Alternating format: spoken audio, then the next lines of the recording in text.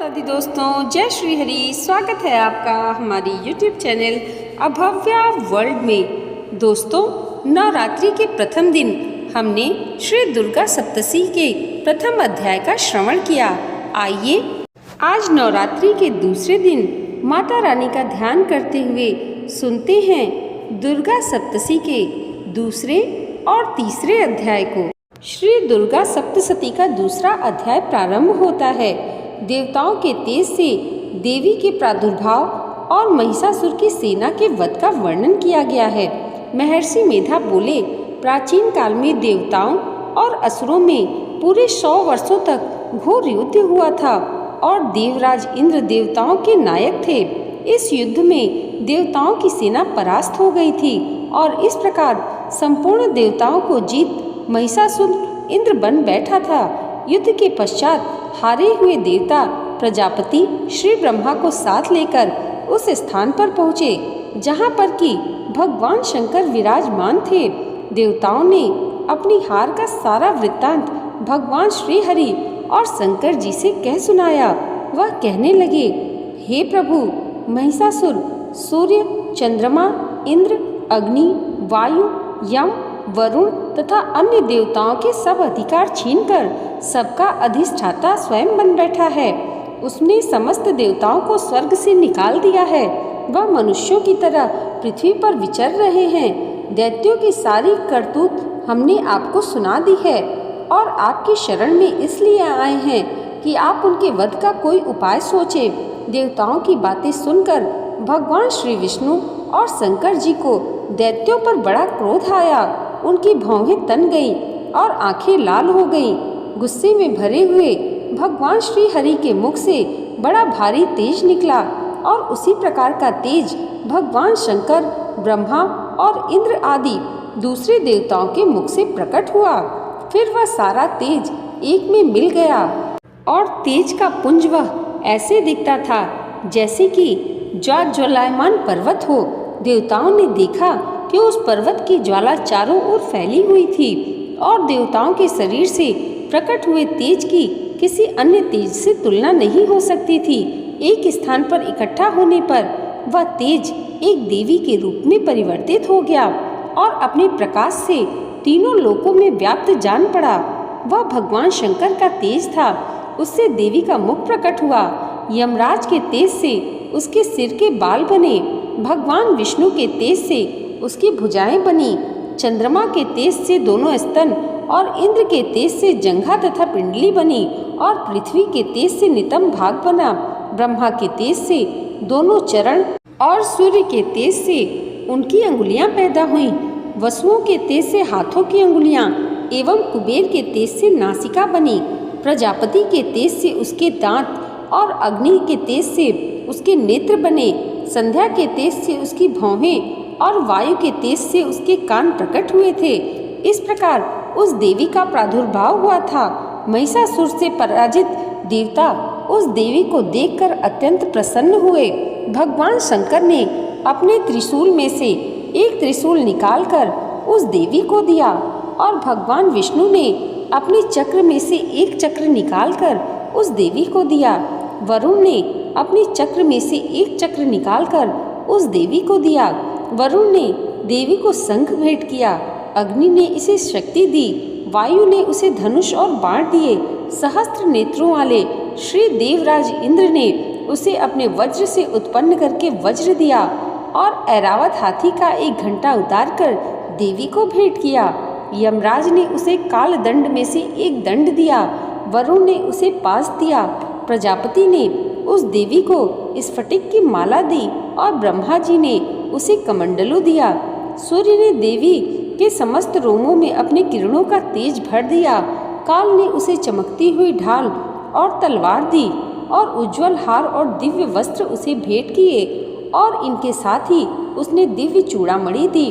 2 कुंडल, कंकड़, उज्जवल अर्धचंद्र, बाहों के लिए बाजूबंद, चरणों के लिए नुपुर, गले के लिए सुंदर हंसली और अंगुलियों के लिए रत्नों की बनी हुई अंगूठियां उसे दी।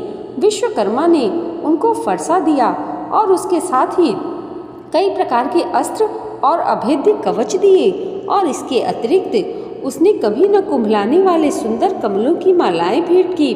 समुद्र ने सुंदर कमल का फूल भेंट किया। हिमालय ने सवारी के लिए सिंह और तरह तरह के रत्न देवी को भेंट किए। यक्षराज कुबेर ने मधु से भरा हुआ पात्र और शेष नाग ने उन्हें बहुमूल्य मणियों से विभूषित नागहार भेंट किया। इसी तरह दूसरे देवताओं ने भी उसे आभूषण और शस्त्र देकर सम्मान किया। इसके पश्चात देवी ने उच्च स्वर से गर्जना की। इसके इस भयंकर नाद से आकाश गूंज उठा। देवी का वह उच्च स्वर से किया हुआ सिंहनाद समा न सका। आकाश उनके सामने छोटा प्रतीत होने लगा। उससे बड़े जोर की प्रतिध्वनि हुई, जिससे समस्त विश्व में हलचल मच गई और समुद्र कांप उठे। पृथ्वी डोलने लगी और सब के सब पर्वत हिलने लगे। देवताओं ने उस समय प्रसन्न हो सिंहवाहिनी जगतमयी देवी से कहा, देवी तुम्हारी जय हो। इसके साथ महर्षियों ने भक्ति भाव से विनम्र होकर उनकी स्तुति की। संपूर्ण त्रिलोकी को शोकमग्न देखकर दैत्यगण अपनी सेनाओं के साथ लेकर और हथियार आदि सजाकर उठ खड़े हुए। महिषासुर के क्रोध की कोई सीमा नहीं थी। उसने क्रोध में भरकर कहा, यह सब क्या उत्पात है। फिर वह अपनी सेना के साथ उस ओर दौड़ा जिस ओर से भयंकर नाद का शब्द सुनाई दिया, और आगे पहुंचकर उसने देवी को देखा, जो कि अपनी प्रभा से तीनों लोगों को प्रकाशित कर रही थी। उसके चरणों के भार से पृथ्वी दबी जा रही थी। माथे के मुकुट से आकाश में एक रेखा सी बन रही थी और उसके धनुष की टंकोर से सब लोग क्षुब्ध हो रहे थे। देवी अपनी सहस्त्र भुजाओं को संपूर्ण दिशा में फैलाए खड़ी थी। इसके पश्चात उनका दैत्यों के साथ युद्ध छिड़ गया और कई प्रकार के अस्त्र शस्त्रों से सब की सब दिशाएं चकाचौंध होने लगी। महिषासुर की सेना का सेनापति चिक्षुर नामक एक महान असुर था। वह आगे बढ़कर देवी के साथ युद्ध करने लगा और दूसरी दैत्यों की चतुरंगिणी सेना साथ लेकर चामर भी लड़ने लगा और 60,000 महारथियों को लेकर उद्रग्र नामक महादैत्य आकर युद्ध करने लगा और महाहनु नामक असुर 1 करोड़ रथियों को लेकर असीलोमा नामक असुर 5 करोड़ सैनिकों के साथ लेकर युद्ध करने लगा। वाशकल नामक असुर 60 लाख असुरों के साथ युद्ध में आ डटा। विडाल नामक असुर 1 करोड़ रथियों सहित लड़ने को तैयार था। इन सब के अतिरिक्त और भी हजारों असुर हाथी और घोड़े के साथ लेकर लड़ने लगे और इन सब के पश्चात महिषासुर करोड़ों रथों, हाथियों और घोड़ों सहित वहां आकर देवी के साथ लड़ने लगा। सभी असुर तोमर, भिंदीपाल, शक्ति, मूसल, खड्ग, फरसे, पट्टियों के साथ रणभूमि में देवी के साथ युद्ध करने लगे। कई शक्तियां फेंकने लगे और कोई अन्य शस्त्रादि। इसके पश्चात सब के सब दैत्य अपनी अपनी तलवारें हाथों में लेकर देवी की ओर दौड़े और उसे मार डालने का उद्घोष करने लगे। मगर देवी ने क्रोध में भरकर खेल ही खेल में उनके सब अस्त्र शस्त्रों को काट दिया। इसके पश्चात ऋषियों और देवताओं ने देवी की स्तुति आरंभ कर दी और वह प्रसन्न होकर असुरों के शरीर पर अस्त्र शस्त्रों की वर्षा करती रही। देवी का वाहन भी क्रोध में भरकर दैत्य सेना में इस प्रकार विचरने लगा जैसे कि वन में दावानल फैल रहा हो। युद्ध करती हुई देवी ने क्रोध में भर जितने श्वासों को छोड़ा वह तुरंत ही सैकड़ों हजारों गणों के रूप में परिवर्तित हो गए। फरसे, भिंदीपाल, खड्ग तथा पट्टिस इत्यादि अस्त्रों के साथ दैत्यों से युद्ध करने लगे। देवी की शक्ति से बढ़े हुए वह गण दैत्यों का नाश करते हुए ढोल, शंख व मृदंग आदि बजा रहे थे। तदंतर देवी ने त्रिशूल, गदा, शक्ति, खड्ग इत्यादि से सहस्त्रों असुरों को मार डाला। कितनों को घंटे की भयंकर आवाज से यमलोक पहुंचा दिया। कितने ही असुरों को उसने पास में बांधकर पृथ्वी पर धर घसीटा। कितनों को अपनी तलवार से टुकड़े टुकड़े कर दिए और कितनों को गदा की चोट से धरती पर सुला दिया। कई दैत्य मूसल की मार से घायल होकर रक्त वमन करने लगे और कई सूल से छाती फट जाने के कारण पृथ्वी पर लेट गए और कितनों की बाढ़ से कमर टूट गई। देवताओं को पीड़ा देने वाले दैत्य कट कट कर मरने लगे। कितने की बाहें अलग हो गई, कितनों की ग्रीवाएं कट गई, कितनों के सिर कटकर दूर भूमि पर लुढ़क गए, कितनों के शरीर बीच में से कट गए और कितनों की जंघाएं कट गई और वह पृथ्वी पर गिर पड़े। कितने ही सिरों व पैरों के कटने पर भी भूमि पर से उठ खड़े हुए और शस्त्र हाथ में लेकर देवी जी से लड़ने लगे। और कई दैत्यगण भूमि में बाजों की ध्वनि के साथ नाच रहे थे। कई असुर जिनके सिर कट चुके थे बिना सिर के धड़ से ही हाथ में शस्त्र लिए हुए लड़ रहे थे। दैत्य रह रहकर ठहरो ठहरो कहते हुए देवी को युद्ध के लिए ललकार रहे थे। जहाँ पर यह घोर संग्राम हुआ था वहाँ की भूमि रथ, हाथी, घोड़े और असुरों की लाशों से भर गई थी और असुर सेना के बीच में रक्तपात होने के कारण रुधिर की नदियां बह रही थीं। और इस तरह देवी ने असुरों की विशाल सेना को क्षण भर में इस तरह से नष्ट कर डाला जैसे तृणकाष्ठ के बड़े समूह को अग्नि नष्ट कर डालती है। और देवी का सिंह भी गर्दन के बालों को हिलाता हुआ और बड़ा शब्द करता हुआ असुरों के शरीरों से मानो उनके प्राणों को ढूंढ रहा था। वहां देवी के गणों ने जब दैत्यों के साथ युद्ध किए तो देवताओं ने प्रसन्न होकर आकाश से उन पर पुष्प की वर्षा की। श्री दुर्गा सप्तशी का दूसरा अध्याय समाप्त हुआ। बोलिए शेरा वाली माता की जय। तीसरा अध्याय प्रारंभ होता है जिसमें सेनापतियों सहित महिषासुर के वध का वर्णन किया गया है। महर्षि मेधा ने कहा, महिषासुर की सेना नष्ट होती देखकर उस सेना का सेनापति चिक्षुर क्रोध में भर देवी के साथ युद्ध करने के लिए आगे बढ़ा। वह देवी पर इस प्रकार बाणों की वर्षा करने लगा मानो सुमेरु पर्वत पानी की धार बरसा रहा हो। इस प्रकार देवी ने अपने बाणों से उसके बाणों को काट डाला तथा उसके घोड़ों व सारथी को मार दिया। साथ ही उसके धनुष और उसकी अत्यंत ऊंची ध्वजा को भी काटकर नीचे गिरा दिया। उसका धनुष कट जाने के पश्चात उसके शरीर के अंगों को भी अपने बाणों से बिंध दिया। धनुष, घोड़ों और सारथी के नष्ट हो जाने पर वह असुर ढाल और तलवार लेकर देवी की तरफ आया।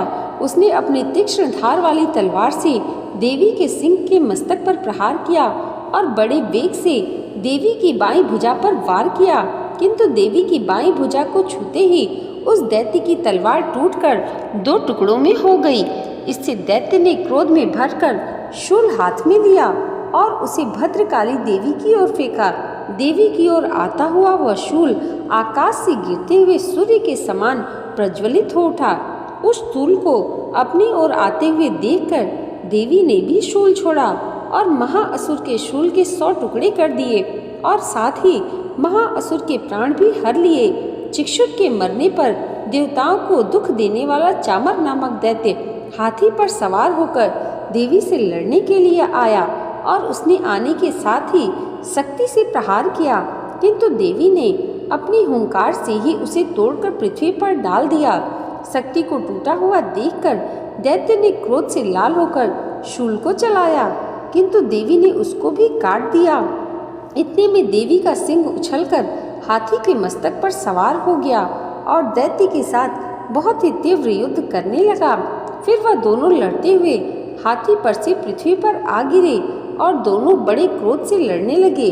फिर सिंह बड़े जोर से आकाश की ओर उछला और जब पृथ्वी की ओर आया तो अपने पंजों से चामर का सिर धड़ से अलग कर दिया। क्रोध से भरी हुई देवी ने शिला और वृक्ष आदि की चोटों से उदग्र को भी मार गिराया। कराल को दांतों, मुक्कों और थप्पड़ों से चूर कर डाला। क्रुद्ध हुई देवी ने गदा के प्रहार से उद्धत दैत्य को मार गिराया। भिंदी पाल से वाष्पकल को बाणों से ताम्र तथा अंधक को मौत के घाट उतार दिया। तीनों नेत्रों वाली परमेश्वरी ने त्रिशूल से उग्रासय, उग्रवीर और महाहनु नामक राक्षस को मार गिराया। उसने अपनी तलवार से विडाल नामक दैत्य का सिर काट डाला तथा अपने बाणों के दुर्धर और दुर्मुख राक्षसों और यमलोक को पहुंचा दिया। इस प्रकार जब महिषासुर ने देखा कि देवी ने मेरी सेना को नष्ट कर दिया तो वह भैंसे का रूप धारण कर देवी के गणों को दुख देने लगा। उन गणों में कितनों को उसने मुख के प्रहार से, कितनों को खुरों से, कितनों को पूंछ से, कितनों को सिंघों से, बहुतों को दौड़ाने के वेग से, अनेकों को सिंहनाद से, कितनों को चक्कर देकर और कितनों को श्वास वायु के झोंकों से पृथ्वी पर गिरा दिया। वह दैत्य इस प्रकार गणों की सेना को गिरा देवी के सिंह को मारने के लिए दौड़ा। इस पर देवी को बड़ा क्रोध आया। उधर दैत्य भी क्रोध में भरकर धरती को खुरों से खोदने लगा तथा सिंहों से पर्वतों को उखाड़ उखाड़ कर धरती पर फेंकने लगा और मुख से शब्द करने लगा। महिषासुर के वेग से चक्कर देने के कारण पृथ्वी क्षुब्ध होकर फटने लगी। उसकी पूंछ से टकराकर समुद्र चारों ओर फैलने लगा। हिलते हुए सिंहों के आघात से मेघ खंड खंड हो गए और श्वास से आकाश में उड़ते हुए पर्वत फटने लगे। इस तरह क्रोध में भरे हुए राक्षस को देख चंडिका को भी क्रोध आ गया और वह उसे मारने के लिए क्रोध में भर गई। देवी ने पास फेंककर दैत्य को बांध लिया और उसने बंध जाने पर दैत्य का रूप त्याग दिया और सिंह का रूप बना लिया। और जो ही देवी उसका सिर काटने के लिए तैयार हुई कि उसने पुरुष का रूप धारण कर लिया, जो कि हाथ में तलवार लिए हुए था। देवी ने तुरंत ही अपने बाणों के साथ उस पुरुष को उसकी तलवार ढाल सहित बींध डाला। इसके पश्चात वह हाथी के रूप में दिखाई देने लगा और अपनी लंबी सूंड से देवी के सिंह को खींचने लगा और गर्जने लगा। देवी ने अपनी तलवार से उसकी सूंड काट डाली। तब राक्षस ने एक बार फिर भैंसे का रूप धारण कर लिया और पहले की तरह चर अचर जीवों सहित समस्त त्रिलोकी को व्याकुल करने लगा। इसके पश्चात क्रोध में भरी हुई देवी बारंबार उत्तम मधु का पान करने लगी और लाल लाल नेत्र करके हंसने लगी। उधर बलवीर तथा मद से क्रुद्ध हुआ दैत्य भी गरजने लगा। अपने सिंहों से देवी पर पर्वतों को फेंकने लगा। देवी अपने बाणों से उसके फेंके हुए पर्वतों को चूर्ण करती हुई बोली, ओ मूढ़, जब तक मैं मधुपान कर रही हूँ तब तक तू गरज ले और इसके पश्चात मेरे हाथों तेरी मृत्यु होना निश्चित है। इसके बाद देवता गरजेंगे। महर्षि मेधा ने कहा। जो कहकर देवी उछलकर उस दैत्य पर जाप चढ़ी और उसको अपने पैरों से दबाकर शूल से उसके गले पर आघात किया। देवी के पैर से दबने पर भी दैत्य अपने दूसरे रूप से अपने मुख से बाहर होने लगा। अभी वह आधा ही बाहर निकला था कि देवी ने अपने प्रहार से उसे रोक दिया। जब वह आधा निकला हुआ ही दैत्य युद्ध करने लगा तो देवी ने अपनी तलवार से उसका सिर काट डाला। इसके पश्चात सारी राक्षस सेना हाहाकार करती हुई वहां से भाग खड़ी हुई और सब देवता अत्यंत प्रसन्न हुए तथा ऋषियों महर्षियों सहित देवी की स्तुति करने लगे। गंधर्वराज गान करने लगे तथा अप्सराएं नृत्य करने लगी। यहाँ पर श्री दुर्गा सप्तशती का तीसरा अध्याय समाप्त होता है।